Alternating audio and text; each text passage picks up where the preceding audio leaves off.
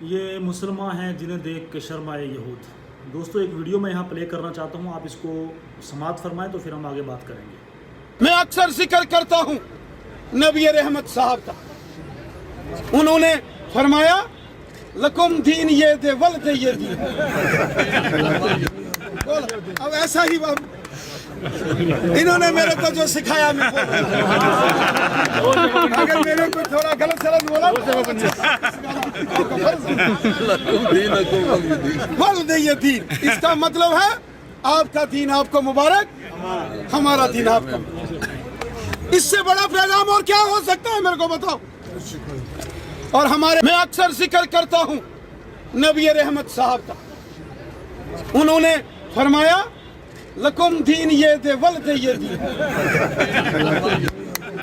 اب ایسا ہی انہوں نے میرے کو جو سکھایا میں بول رہا ہوں۔ اگر میرے کو تھوڑا غلط سلط بولا ولد یہ دین، اس کا مطلب ہے آپ کا دین آپ کو مبارک، ہمارا دین آپ کا۔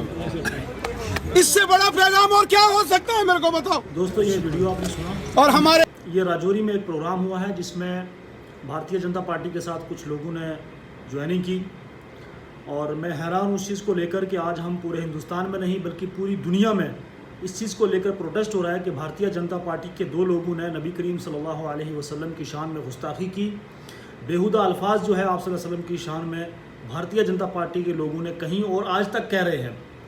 اسی نوپور شرما کی سپورٹ میں جموں سے جو ہے ایک درندے نے ٹویٹر پر کچھ شبد لکھے کہ I support with Nupur Sharma. کیا آپ جانتے ہیں اس کا مطلب کیا نکل سکتا ہے؟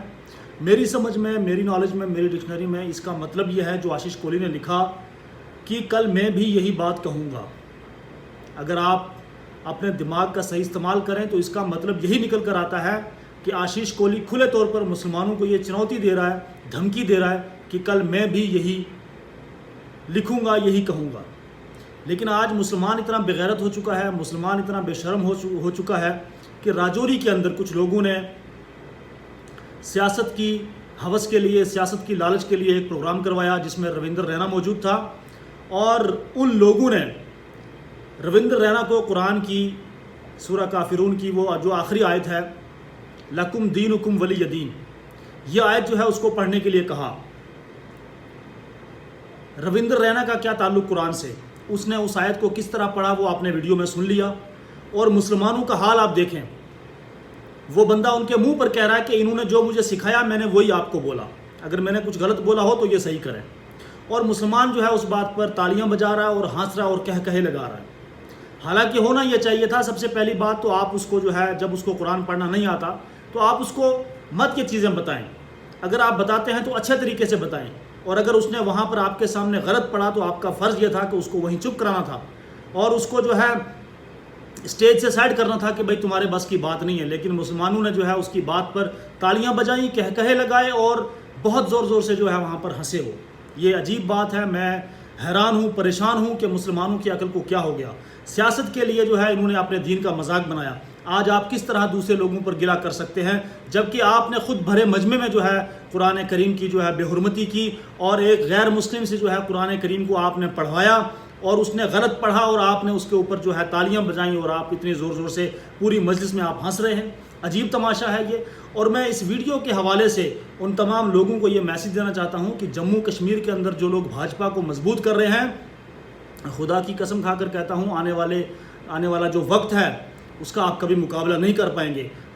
آج آپ پورے ہندوستان میں دیکھ لیں، بالخصوص یو پی کے اندر یوگی آدتیہ ناتھ جو ہے وہ کیا کر رہا ہے، مسلمانوں کو جو ہے خاص طور سے ٹارگٹ کر کے ان کے مکان گرائے جا رہے ہیں۔ نوپور شرما کے خلاف جو لوگ پروٹیسٹ کر رہے ہیں ان کو گرفتار کیا جا رہا ہے، ان کے مکان گرائے جا رہے ہیں، لیکن نوپور شرما کے اوپر کوئی کارروائی نہیں کی جا رہی۔